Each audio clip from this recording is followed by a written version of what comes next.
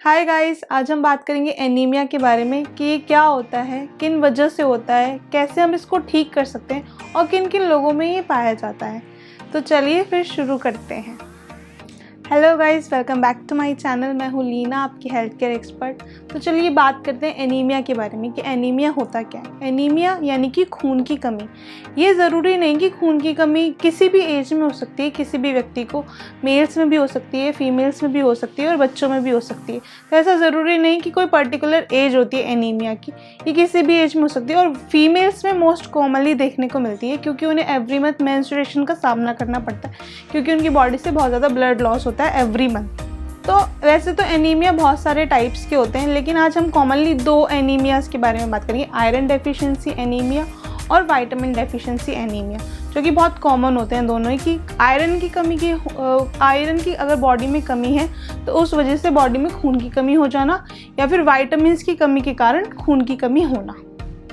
Iron की कमी की वजह से एनीमिया होना, यानी कि जो हमारी बॉडी में आयरन है उसका कंजम्पशन ठीक से नहीं हो रहा, तो उसकी वजह से क्या होता है, जो हमारी ब्लड में रेड ब्लड सेल्स हैं उनकी कमी हो जाती है, जिस वजह से हमारा जो HB लेवल है यानी कि हेमोग्लोबिन वो कम हो जाता है।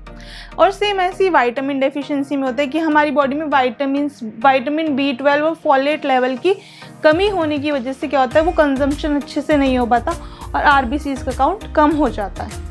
तो इनके कारण क्या क्या है, कारण जान लेते हैं कि किस वजह से हमें खून की कमी हो रही है। सबसे पहला कारण तो यही है कि अगर आपको कोई एक्सीडेंट हो गया है या कोई ट्रॉमा हो गया है तो उसमें आपका बहुत ज़्यादा ब्लड लॉस हो गया।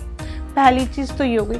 दूसरी ये कि फीमेल्स में जैसे कि मेंस्ट्रुएशन एवरी मंथ उन्हें पीरियड्स आते हैं, तो किसी किसी फीमेल को बहुत ज़्यादा हैवी ब्लीडिंग हो गई, तो ये उसका एक कारण हो सकता है। तीसरी चीज़ ये हो गई कि आपको अगर कोई गैस्ट्रिक कंडीशन है, जैसे कि हेमरॉइड्स हो गए, अल्सर्स हो गए, इन सब चीज़ों में क्या होता है कि खून की कमी हो जाती है, ब्लड लॉस होता है बॉडी में से। बवासीर जैसे बोलते हैं, बवासीर या फिर फिशर वगैरह हो गए, एनल फिशर्स हो गए, या फिर अल्सर्स में GI ब्लीडिंग हो जाती है, तो उस वजह से भी एनीमिया हो सकता है। या फिर आप कोई खून पतला करने की दवाई ले रहे हैं तो वो एक कारण हो सकता है एनीमिया का। या फिर ये हो सकता है कि आप बहुत ज़्यादा फ्रीक्वेंटली ब्लड डोनेट कर रहे हैं, कि आप मतलब कि बार बार बहुत ज़्यादा अमाउंट में ब्लड डोनेट करना पड़ रहा है आपको, तो वो भी एक कारण हो सकता है एनीमिया का।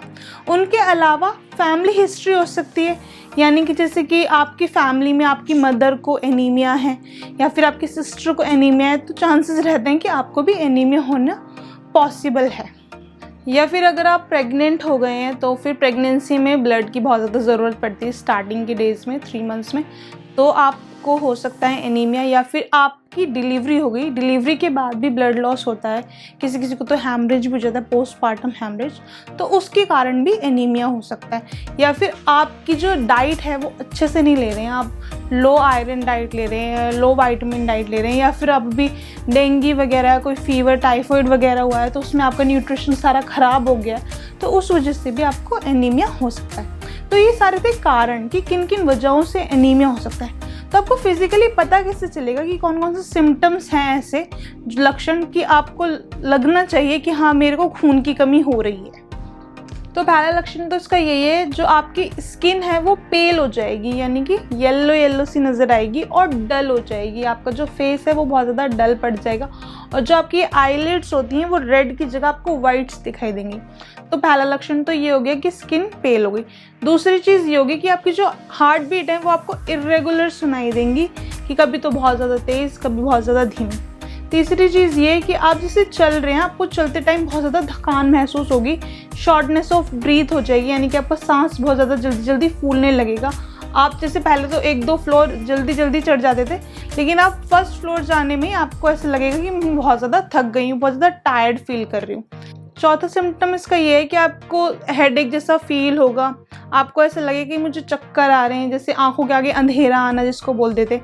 आप बहुत ज़्यादा मूडी सा फील करेंगे कि लैक ऑफ एनर्जी, आपकी बॉडी में जान ही नहीं है, आपने खाना भी खाया हुआ है तब भी आप कुछ काम नहीं कर पा रहे हैं, ऐसे लगेगा कि मुझे अब सो जाना चाहिए, आराम करना चाहिए। तो ये एक इसका सिम्टम है। पांचवा ये कि आपको सीवियर हेयर फॉल हो जाएगा, जैसे कि आपके हेयर से बहुत ज़्यादा फॉल हो रहे हैं, आप ज़रा सी कंघी कर रहे हैं, आपको बहुत ज़्यादा अपने हेयर्स झड़ते हुए नज़र आ रहे हैं। अब हमें डायग्नोस कैसे करेंगे इसको, हमें डायग्नोस्टिकली कैसे पता चलेगा कि हमें एनीमिया हुआ है। डायग्नोसिस में आपको कुछ नहीं करना है, बस आपको अपना एक कंप्लीट ब्लड काउंट टेस्ट कराना है, यानी कि CBC। उसमें आपका HB लेवल, आपका RBC काउंट आ जाएगा। अगर फीमेल्स का HB होना चाहिए 12 to 15 और मेल्स का होना चाहिए 13 to 16। तो अगर आपका उससे लो जा रहा है तो यानी कि आपको एनीमिया है। चलिए अब इस बारे में बात करते हैं कि हम नेचुरली अपने घर पे रह के डाइट के थ्रू इसको कैसे ट्रीट कर सकते हैं। तो सबसे पहले तो आपको करना क्या है कि आपको आयरन रिच डाइट लेनी है, लेकिन जिन फूड्स में आयरन ज़्यादा होता है, आयरन का अमाउंट, तो वो लेना है आपको। उनमें क्या क्या आते हैं, ग्रीन लीफी वेजिटेबल्स जैसे कि पालक हो गई, हरी पत्तेदार सब्जियां, उनका इस्तेमाल ज़्यादा करना है। दूसरा क्या करना है आपको कि जो हमारी दालें होती हैं उनमें प्रोटीन्स होते हैं, वाइटामिन्स होते हैं, तो उनका भी इस्तेमाल आपको बढ़ा देना है। बीन्स हो गए, स्प्राउट्स हो गए, ये सब आपको खाना है जिससे आपकी खून की कमी पूरी हो सके। तीसरा आपको करना क्या है कि जो हमारे नट्स होते हैं या सीड्स होते हैं उन सब का इस्तेमाल कराना है। ड्राई फ्रूट्स में आपको किशमिश खाने, अखरोट खाने। लोग कहते हैं कि किशमिश को भिगोकर खाएंगे तो भी आपका जो HB लेवल है वो बहुत जल्दी इंक्रीज़ हो जाएगा। अगर नॉनवेज ले सकते हैं तो आप वाइट मीट या फिर रेड मीट का इस्तेमाल कर सकते हैं, एग्स खा सकते हैं, तो वो भी आपके जो वाइटामिन हैं और प्रोटीन का अमाउंट भी बढ़ाएगा और साथ साथ आपका HB लेवल को मेंटेन करने में भी हेल्प करेगा। और उसके अलावा आपको क्या करना है, टोफू ले सकते हैं, पनीर खा सकते हैं अगर वेजिटेरियंस की बात करी जाए तो इन सब का इस्तेमाल करने से भी आपको बहुत ज़्यादा हेल्प मिलेगी कि आपका जो HB लेवल है वो कंट्रोल में आ जाए। उनके अलावा आपको कुछ जूसेस भी हैं जो आप अपनी डाइट में ऐड कर सकते हैं, जैसे कि स्पेनिक यानी कि पालक का जूस आप ले सकते हैं, बीट रूट यानी कि चुकंदर का जूस आप ले सकते हैं, गाजर का जूस आप ले सकते हैं, मिंट यानी कि जो पुदीना होता है उसका जूस ले सकते हैं, अनार का जूस ले सकते हैं। तो ये सारे जूसेस क्या करेंगे, आपका जो आयरन लेवल है उसको बढ़ाएंगे, वाइटामिन्स का जो लेवल है उसको बढ़ाएंगे, उसके साथ साथ जो आपका HB है उसको यानी कि हेमोग्लोबिन उसको मेंटेन करने में हेल्प करेंगे। तो इन जूसेस का इस्तेमाल अपनी डाइट में डेली कीजिए। एम्प्टी स्टमक सुबह उठकर आप जूसेस का इस्तेमाल कर सकते हैं। उसके अलावा क्या करना है, सैलेड के थ्रू भी आपको इसको लेने से कि गाजर आप सैलेड में खा सकते हैं, अनार हो गया वो भी आप ऐसे ही रॉ खा सकते हैं। तो आप कोशिश करिए कि इन्हें रॉ भी खाएं और जूसेस की फॉर्म में भी लें ताकि आपका जो HB है वो जल्दी से जल्दी ट्रीट हो जाए। तो ट्रीटमेंट की बात करते हैं कि आप ट्रीटमेंट में क्या लेना है। आपको आयरन टैबलेट्स लेनी है, फॉलिक एसिड्स हो गए, विटामिन टैबलेट्स हो गए, विटामिन B कॉम्प्लेक्स, ये सब आपको डॉक्टर के प्रिस्क्रिप्शन के अकॉर्डिंग ही लेना है। वो आपकी वेट के अकॉर्डिंग आपको प्रिस्क्राइब करेंगे।